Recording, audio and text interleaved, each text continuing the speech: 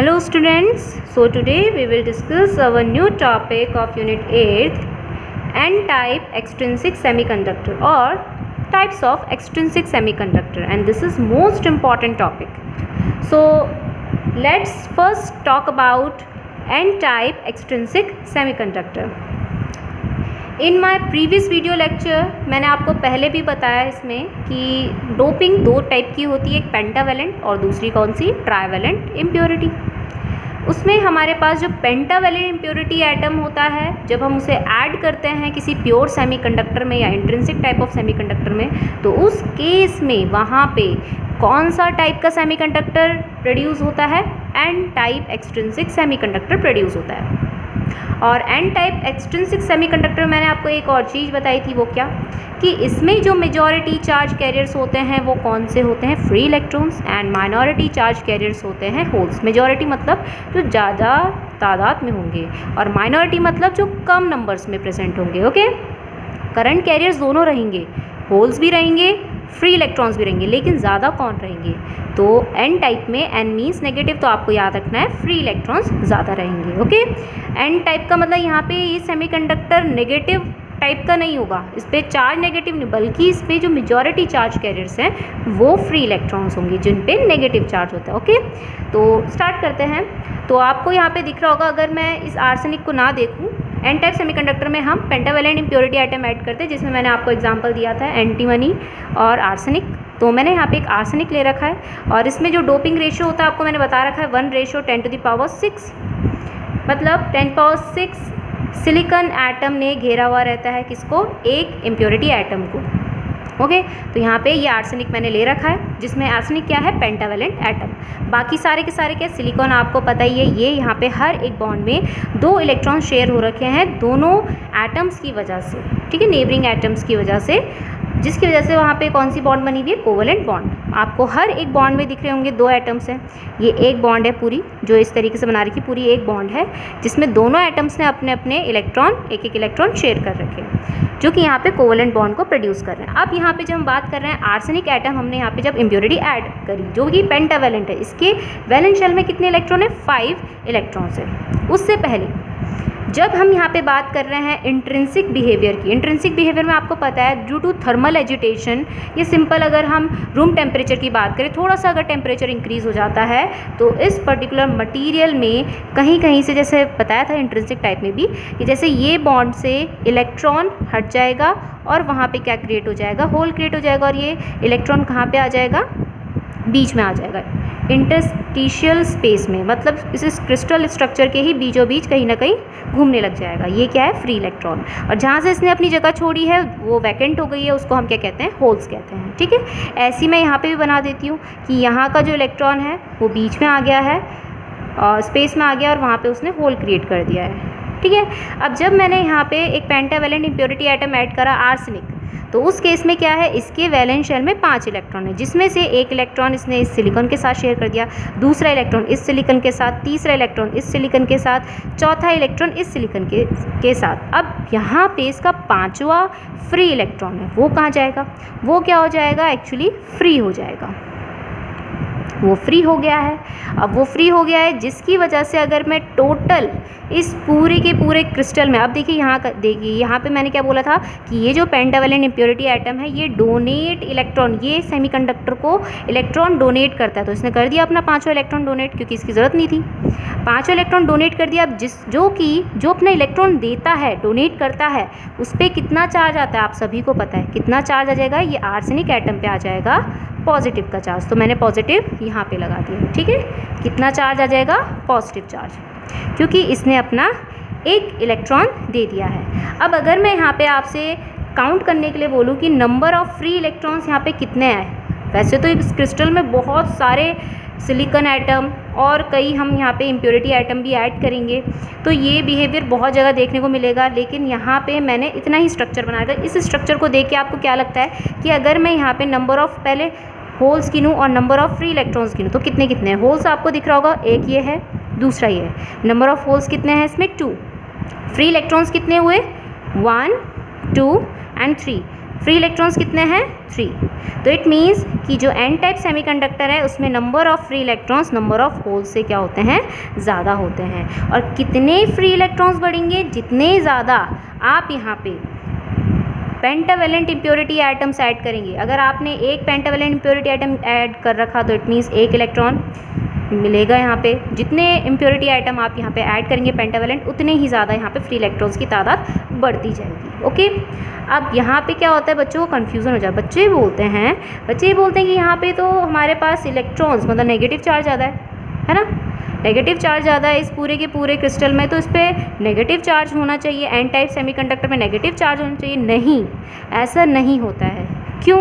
क्योंकि अगर हम यहाँ पे गिने टोटल चार्ज गिने इस पूरे के पूरे एन टाइप सेमीकंडक्टर में, तो टोटल चार्ज इसका क्या निकल के आता है, 0। कैसे, देख लीजिए, इसका टोटल चार्ज होता है 0, मतलब न्यूट्रल।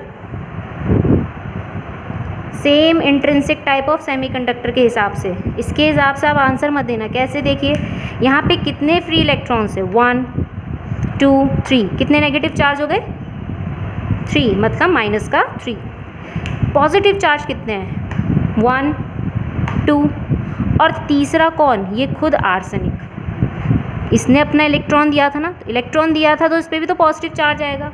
तो कितने पॉजिटिव चार्ज हो गए, +3, 2 होल हो गए जिनमें से, और एक क्या हो गया यहाँ पे, खुद आर्सेनिक एटम, जो कि यहाँ पे डोनर एटम है जिसपे खुद एक पॉजिटिव चार्ज है। तो टोटल चार्ज कितना आ रहा है यहाँ पे, 0। तो जो भी एन टाइप एक्सट्रिंसिक सेमीकंडक्टर होता है उस पर टोटल चार्ज कितना होता है, 0। It means it is neutral. But अगर हम number of electrons and holes की बात करें तो नंबर ऑफ इलेक्ट्रॉन्स इसमें ज़्यादा होता है as comparison to number of holes.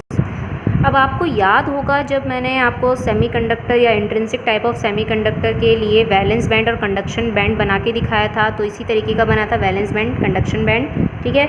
और बीच में जो हमारे पास यहाँ पे एनर्जी लेवल था वो कितना था, 1.1 EV, 1.1 इलेक्ट्रॉन वोल्ट, जिसको हम क्या कहते हैं, फॉरबिडन एनर्जी गैप या एनर्जी बैंड गैप भी बोलते हैं। ये तब है जब इंट्रिंसिक की बात कर रहे हैं, ठीक है, जिसमें वैलेंस बैंड पूरा का पूरा क्या होता है, फिल्ड रहता है वैलेंस इलेक्ट्रॉन से, कंडक्शन बैंड एम्प्टी रहता है। और यहाँ पे इलेक्ट्रॉन्स को वैलेंस बैंड से कंडक्शन बैंड में तब जाना पड़ता है जब उन्हें कितनी एनर्जी मिल जाती है, इतनी सफिशिएंट एनर्जी मिल जाती है, ठीक है। बट जब हम बात करते हैं एन टाइप एक्सट्रिंसिक सेमीकंडक्टर की, तो इसमें हम क्या ऐड कर रहे हैं, इम्प्योरिटी ऐड कर रहे हैं। कौन सी इम्प्योरिटी ऐड कर रहे हैं, पेंटावेलेंट इम्प्योरिटी ऐड कर रहे हैं। मतलब यहाँ पे हम क्या बढ़ा दे रहे हैं, इलेक्ट्रॉन्स को बढ़ा दे रहे हैं, जिनको हम क्या कहते हैं, डोनर्स को बढ़ा दे रहे हैं। तो डोनर्स का अपना एक एनर्जी लेवल होगा।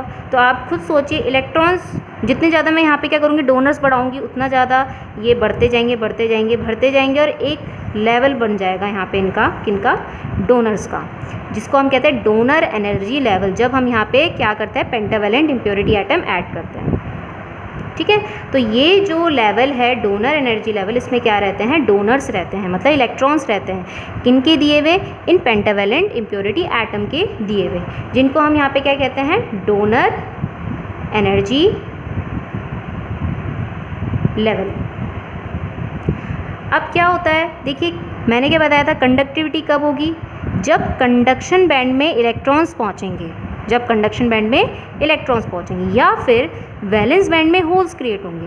तो अब आपको दिख रहा होगा कि पहले जो इलेक्ट्रॉन्स पहुंच रहे थे वो इतने गैप में पहुंच रहे थे, इतने गैपिंग, मतलब एनर्जी बैंड गैप क्या था, यहाँ पे ज़्यादा था। लेकिन जैसे ही हमने डोनर्स इंक्लूड करे, डोनर एनर्जी लेवल बनाया या बढ़ा, तो उस केस में यहाँ पे अब इनके बीच में इलेक्ट्रॉन्स को इतनी दूरी नहीं बल्कि इतनी सी दूरी ट्रैवल करके जाना पड़ेगा, जो कि बहुत कम होती है, जो कि होती है इक्वल किसके, 0.045 electron volt, 0.045 electron volt. Okay, तो देखिए कहाँ इसे जाना पड़ा था, 1.1 इलेक्ट्रॉन वोल्ट कवर करके, और अब जैसे ही हमने डोनर लेवल बढ़ा दिया तो उस केस में 0.045 इलेक्ट्रॉन वोल्ट की ही एनर्जी देनी पड़ रही है, और तुरंत इलेक्ट्रॉन डोनर एनर्जी लेवल से कहाँ पहुँच जा रहा है, कंडक्शन बैंड में। और जैसे इलेक्ट्रॉन कंडक्शन बैंड में पहुँचेंगे इतनी कम एनर्जी में, तो इट मीन्स कि यहाँ पे सेमीकंडक्टर कंडक्टिविटी शो करेगा। तो इसीलिए हमने यहाँ पे देखिए क्या करा, जो भी यहाँ पे डोनर्स या फिर जो भी हमने यहाँ पे डोपिंग करी है, उसका मेन मकसद क्या था, to improve the conductivity of semiconductor. तो हमने कंडक्टिविटी इंक्रीज़ कर दी ना, उसकी इम्प्रूव कर दी। पहले 1.1 इलेक्ट्रॉन वोल्ट की एनर्जी देनी पड़ रही थी, लेकिन अब कितनी देनी पड़ रही है, 0.045, जो कि बहुत ही कम है। ठीक है। और इस केस में एक इसका एक फॉर्मूला भी आता है जो होता है नंबर ऑफ, जो बताता है number of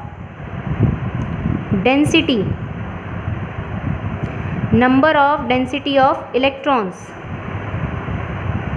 number of density of electrons in conduction band,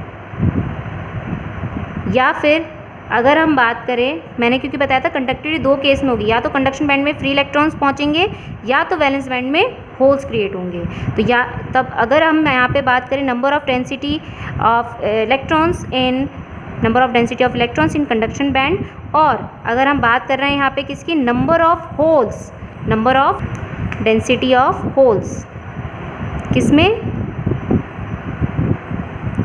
valence band में, इन वैलेंस बैंड। तो उस केस में उसको हम इंडिकेट कराते हैं Ni से, और इसका जो फॉर्मूला निकल के आता है, it is the product of number of free electrons and number of holes present in extrinsic type of semiconductor. So Ne into NH, ये होता है फॉर्मूला किसका, number of density of electrons in conduction band और number of density of holes in valence band. तो आपको यहाँ पे दिख रहा होगा इस वाले केस में क्या बन रहा है, number of density of electrons in conduction band वाला केस बन रहा है। लेकिन जब हम P टाइप सेमीकंडक्टर पढ़ेंगे ना, तो उस केस में वहाँ पे वो क्या बनेगा, number of density of holes in valence band. उस केस में वैलेंस बैंड में होल्स बन रहे होंगे, आपको देखना पड़ेगा वहाँ पे जब आपको ये पढ़ाया जाएगा, ठीक है। तो उसके लिए दोनों के लिए फॉर्मूला यही है, Ni = Ne × NH, ओके।